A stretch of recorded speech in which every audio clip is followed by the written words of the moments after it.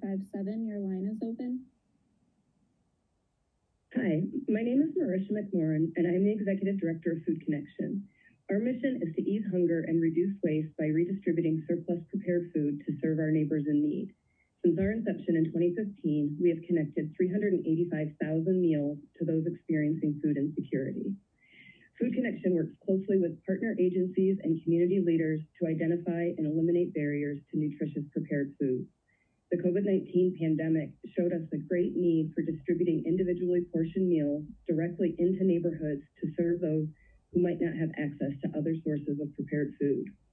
While we recognize the challenges that the City of Asheville and the Asheville Police Department face in maintaining public safety, we believe that any ordinance that would prevent access to food and other critical resources or impose unnecessary barriers to those resources would only result in increased desperation for our city residents already struggling to meet their basic needs, and could potentially have an opposite than intended effect in regards to public safety.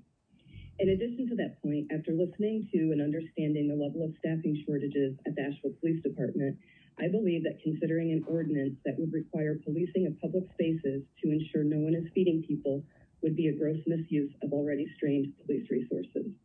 We ask that the Public Safety Commission and City Council take pause to listen to the voices of those that are serving as well as those that are being served, so that together we can develop and implement policies that are effective in addressing the public safety concerns. Thank you.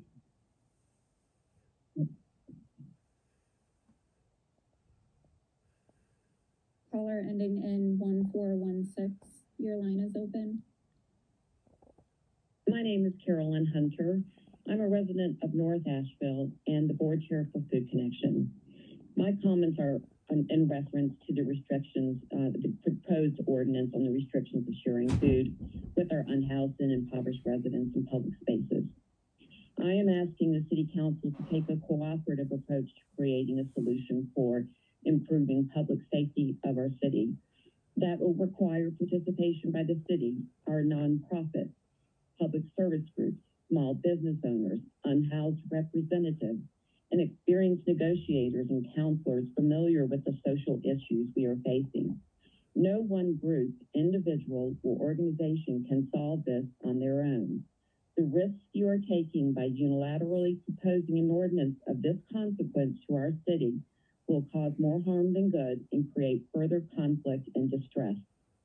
I understand the economic impacts and the importance of our downtown to tourism and small businesses, but we cannot ignore that we equally have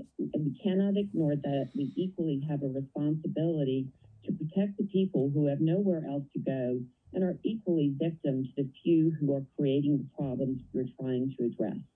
We all have the same goal in mind. This is not something you or any of us can take on as an individual group. In addition, there will be no quick fixes, but there can be short-term wins and long-term goals that we all sign up for. Nothing this complex and emotional is easy. Let us work together and serve as a model for other cities facing the same challenges.